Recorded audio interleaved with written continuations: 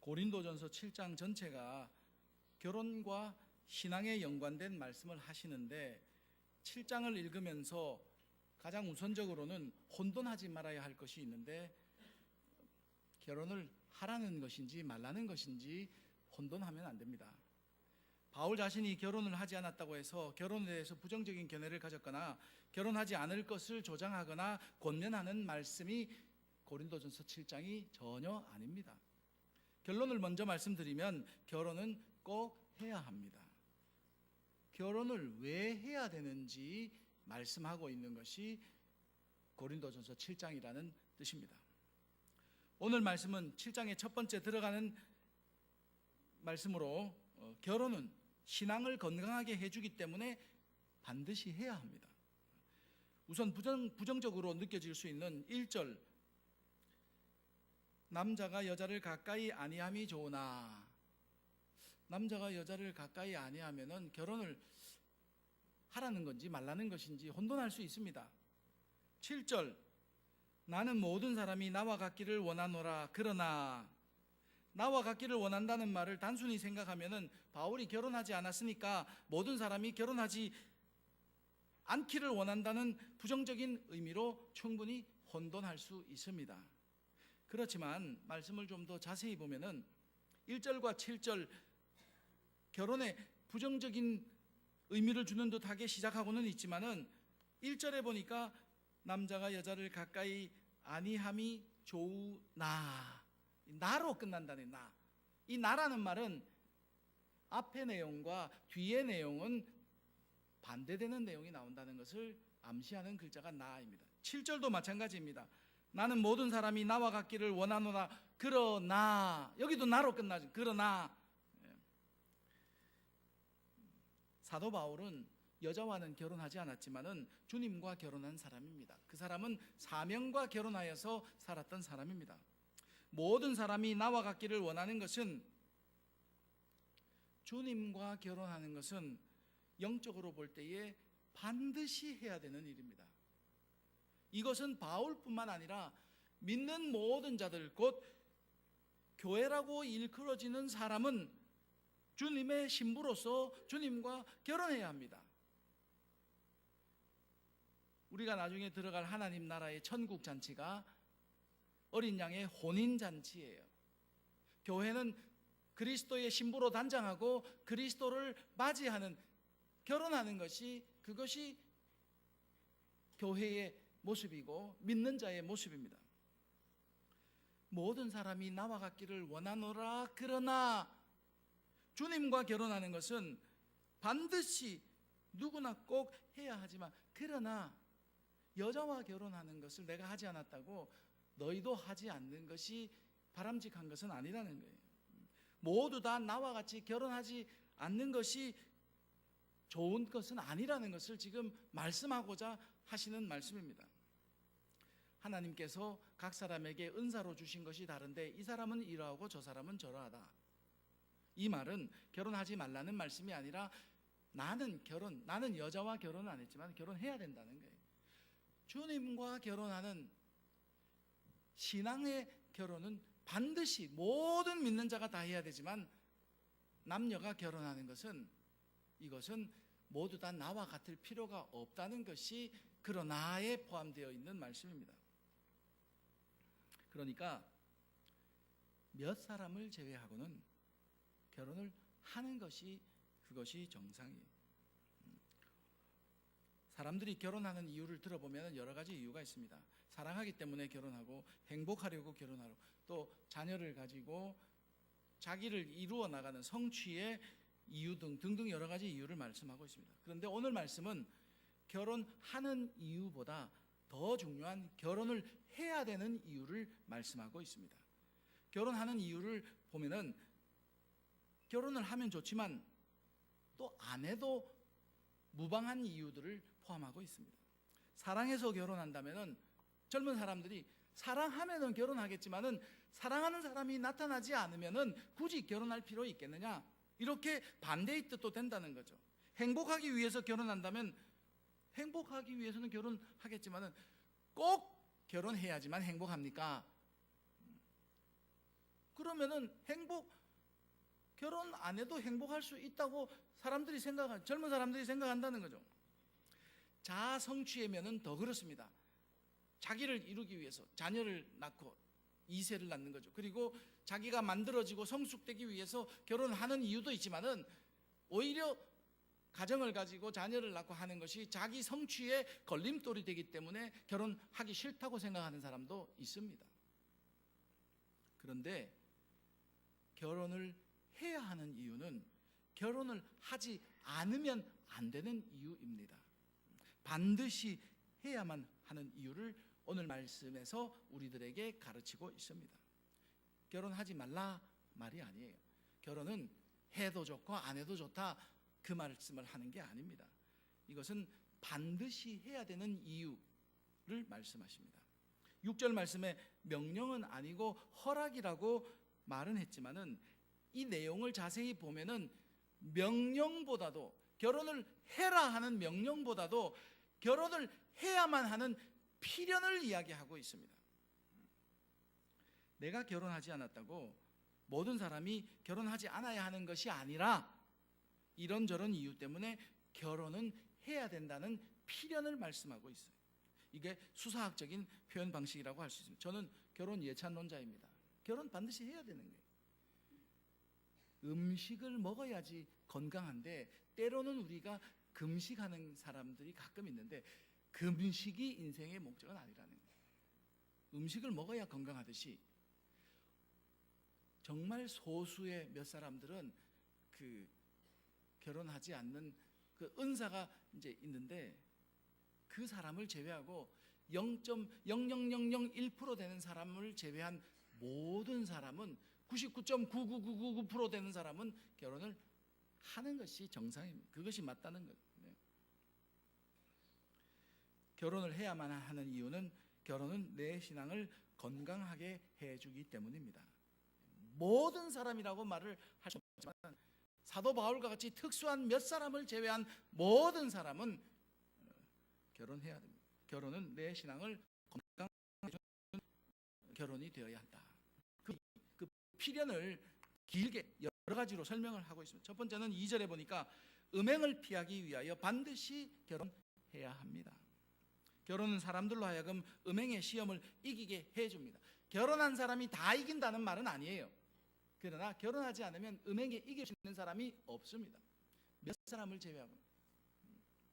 세상에 만연한 음행을 결혼을 통해서 이길 수 있다면 내 신앙을 건강하게 해주는 것이 결혼이 틀림없습니다.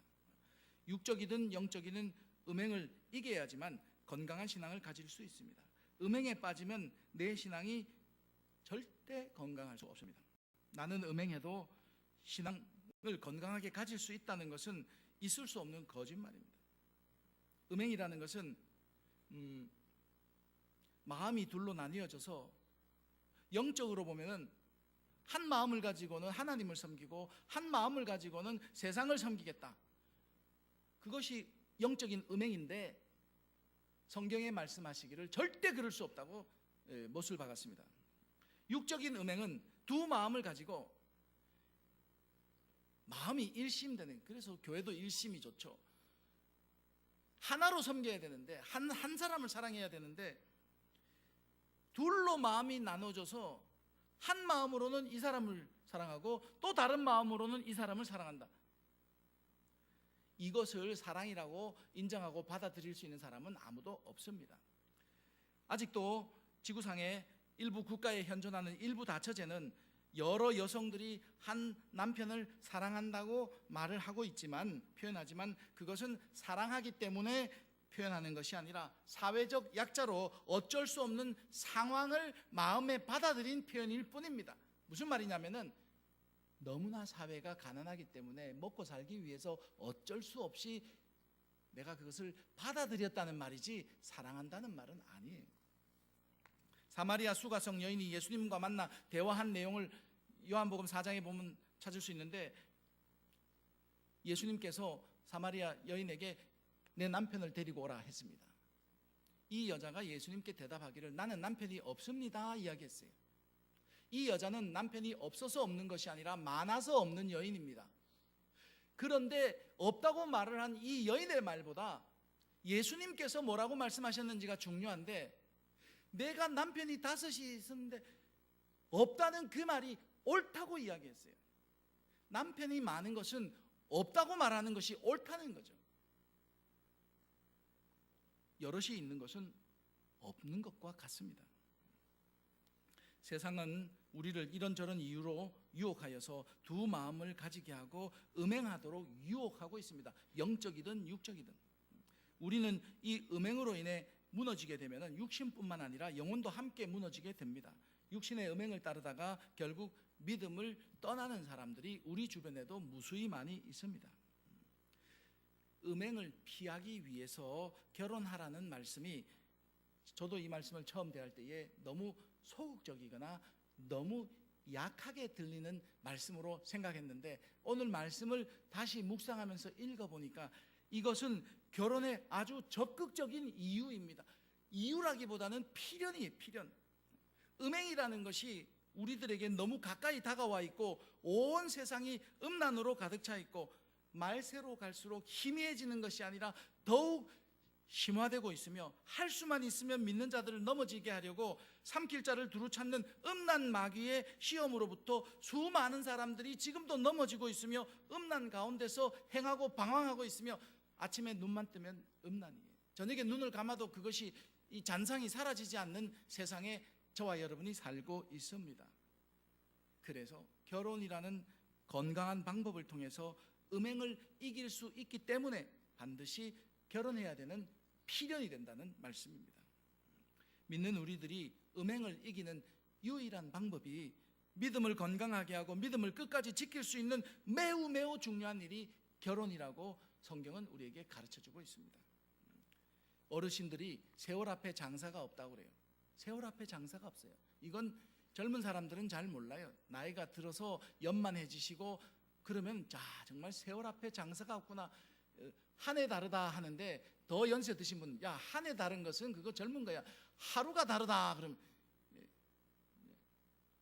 세월 앞에 장사가 없어요. 그런데 이 말은 어르신들에게는 이해가 되지만 젊은 사람들에게는 이해가 안 돼요.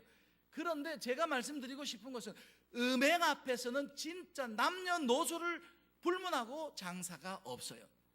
모든 사람이 다 넘어질 수밖에 없다는 거죠. 음행을 하지 않았다고 자신 있게 이야기하는 사람들 대다수는 음행을 이겼다기보다는 자기가 한 음행이 드러나지 않았기 때문에 다른 사람들이 모른다는 것이 음행을 이겼다, 나는 음행하지 않았다고 이야기하는 많은 사람들이 그렇습니다. 예수님의 기준에서 봤을 때 여자를 보고 음란한 생각을 가지는 것부터 벌써 간음한 자다, 이 기준에서 봤을 때 자유로운 사람이 누가 있겠습니까? 다 넘어진 사람들이죠. 또 다른 경우는 음행의 기회가 주어졌는데 요셉처럼 탁 보디발의 아내를 이렇게 거절해서 이긴 것이 아니라, 음행의 기회가 안 주어져서 안 넘어진 거예요. 탁 이렇게 손가락 바람만 불어도 탁 넘어질 텐데, 누가 와서 불어주는 사람조차도 없었기 때문에 안 넘어진 것을 이겼다고 할 수 있겠습니까? 이거는 넘어지려고 서 있는데 아무도 이렇게 넘어뜨려 주는 사람이 없어서 그렇게 한 거죠. 음행을 했는데 드러나지 않았다고 해서 다행이고, 그리고 이겼다고 이야기할 수 있을까요? 기회가 주어지지 않아서 안 넘어진 것을 음행을 이겼다고 이야기할 수 있겠습니까? 우리는 특별한 사람이 아니라 너무나 평범한 사람이고요, 평범함을 지나서 누구나 음행할 수 있고 범죄할 수 있는 연약한 자들임을 인정할 수밖에 없습니다. 결혼이 음행을 피하게 해준다면 결혼을 하라는 말일까요? 하지 말라는 말일까요? 이거는 너무도 분명하게 하라는 말씀입니다. 해도 된다는 허락보다는, 해라는 명령보다는 이것은 하지 않으면 안 되는 더 강한 필연이라는 말씀이에요. 믿음 생활하는데 이렇게 보면은 영적인 간음이 결혼하지 않는, 하나님과 결혼하지 않고 믿음 생활하는 사람들이 많이 있어요. 영적으로 주님의 신부가 안 되고 나는 들러리처럼 이렇게 생각하면서 여차하면은 그냥 도망가겠다는 생각으로 믿음 생활하는 사람이 많이 있어요.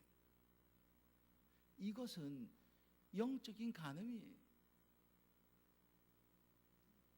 주님을 나의 신랑으로 주님과 결혼하지 않고 믿음 생활하면은 이것은 믿음이 잘못된 믿음, 건강하지 못한 믿음입니다. 나는 이제 주님과 함께 살겠습니다. 함께 사는 게 부부 아니겠어요? 결혼한 거 아니겠습니까?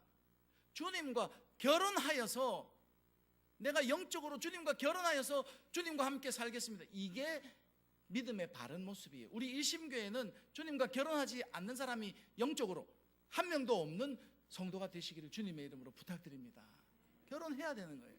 육적으로도 마찬가지입니다. 세상에 너무나 많은 그 음란을 이길 수 있는 것이 결혼해서 정상적인 가정을 이루는 것임을 우리가 알아야 합니다. 그리고 두 번째는 3절에 보니까 남편은 아내에 대한 의무를 하고 아내도 남편에게 그렇게 하라. 결혼은 권리를 주장하는 어린 신앙에서 의무를 행하는 성숙한 신앙으로 건강하게 바꾸어 준다는 거죠. 탈바꿈 시켜줍니다. 사랑하는 사람을 위해서 내 권리보다는 내 의무를 우선시하겠다, 그 말이에요. 성숙된 사람입니다. 권리를 주장하는 사람보다 의무를 이야기하는 사람이 더 성숙한 어른의 모습입니다. 국가가 내게 무엇을 해주기 바라기 전에 내가 국가를 위하여 무엇을 할 것인지를 생각하라. 아주 유명한 연설에 나오는 일부입니다. 국민의 한 사람으로서 권리와 의무 사이에 서서 권리를 말하는 사람이 되기보다는 의무를 행하는 사람이 되라는 그 무엇이 우선되어야 하고 무엇이 건강한 국민인지를 가르쳐주는 연설입니다. 결혼을 하면은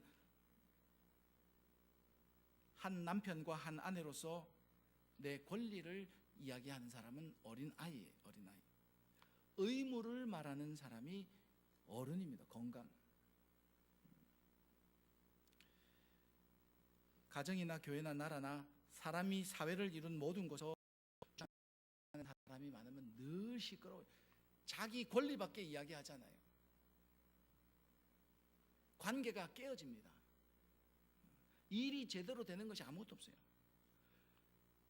아무리 사람이 많이 모여도 의무를 말하는 사람이 많으면 많을수록 일이 잘 진행되고 성취되고 사람의 관계가 건강하게 맺어진다는 거죠. 건강하게 발전. 그게 부흥하는 모임이에요. 교회도 마찬가지입니다.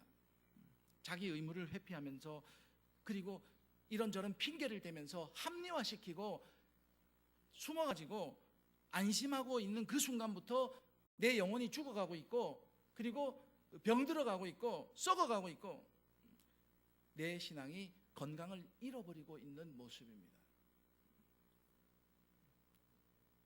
자기 방에 들어가가지고 커튼도 닫히고 이불 하나도 아니고 2개, 3개 뒤집어 쓰고 그냥 그 자리에 가만히 누워있으면 뭐 하자고 하는 겁니까?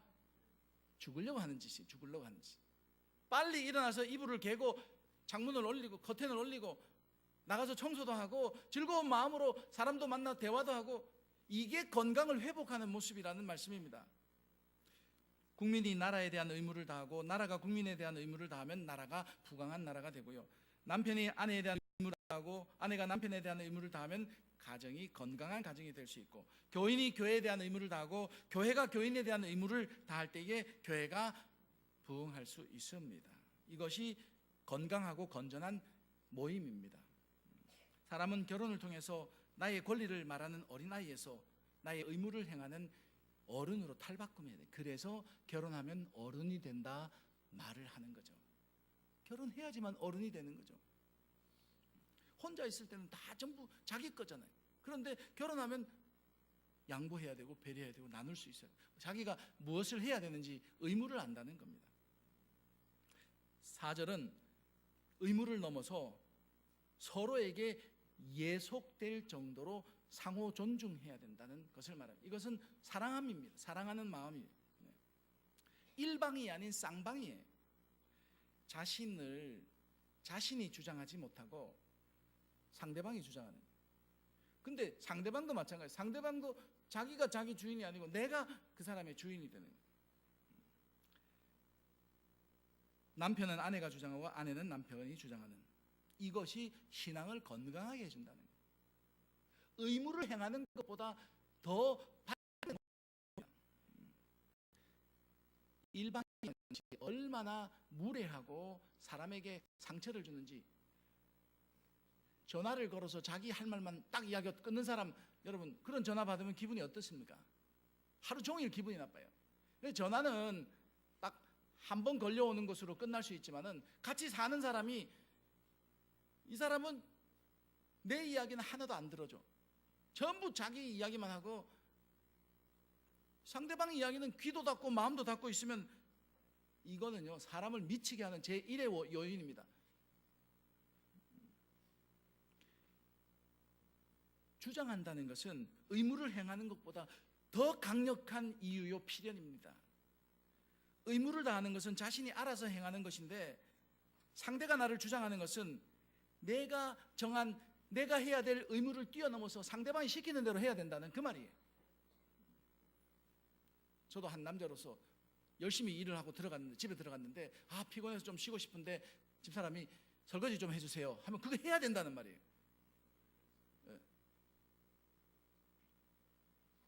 내가 주장하는 게 아니라 저 사람이 주장하는 거니까. 그래서 아마 결혼을 무덤이라고 이야기하는 것 같아요. 그 일면으로는 그게 사실이 무덤, 자신이 죽어야지만 결혼이 되는 거지 자신이 안 죽고는 결혼 안 되는 거죠. 신앙도 마찬가지입니다.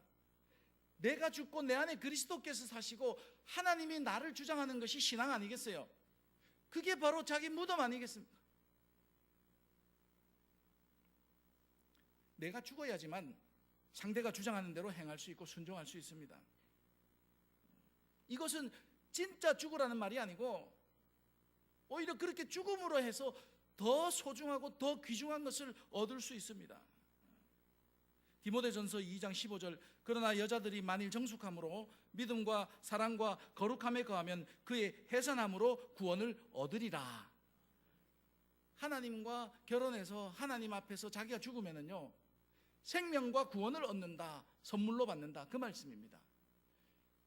영적인 믿음뿐만 아니라 세상을 사는 결혼, 가정을 이루는 결혼도 내가 죽으면은 가정이 살고 모두가 살고 결국은 나도 거기서 더 건강한 믿음의 모습을 가질 수가 있습니다. 자신이 죽어야 하는 것은 너무 평등한 사회에서 주종관계를 요구한다고 말씀할 수도 있겠는데, 그렇게 생각할 수도 있는데, 이것은 일방적인 주종관계가 아니라 쌍방적인 주종관계예요. 나도 그렇게 하고 저 사람도 그렇게 해야 되는 겁니다. 그렇기 때문에 충분히 이 의미를 이해할 수 있습니다. 평등관계는 평등하기 때문에 조용해서 좋을 수는 있지만은 살면서 평행선이, 여러분 아무리 길게 가고 멀리 가도 만날 수 있을까요, 없을까요? 평행선은 만날 수 없어요. 아무런 접촉점이 없다는 겁니다. 그러면은 삶이 밋밋하고 따분하고 재미없어서 살 수가 없어요. 아무런 스토리가 없어요. 이 사람하고 50년 살았는데 스토리가 아무것도 없어요. 이런 재미없는 인생이 뭐가 있겠습니까? 쌍방 주종관계는 서로 사랑하기 때문에 존중해 주는 것, 늘 접촉점을 가지고 나보다 상대에 대한 사랑과 배려, 마음을 써주는, 그것이 사랑의 관계입니다. 사랑하는 사이에서는 수많은 일들이 일어나도 사랑은 모든 일을 참고 모든 일을 믿고 모든 일을 바라고 모든 일을 견딜 수 있다고 고린도전서 13장 7절에서 말씀하고 있습니다. 그게 사랑이라는 거예요. 얼마나 삶이 풍성해지고 그리고 얼마나 많은 인생의 역사, 스토리가 있겠습니까?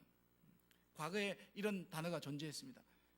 이런 말이 있었는데, 남존여비라는 말이 과거의 말이에요. 현대의 말은 뭐가 됐을까요? 여성상위예요. 여성상위.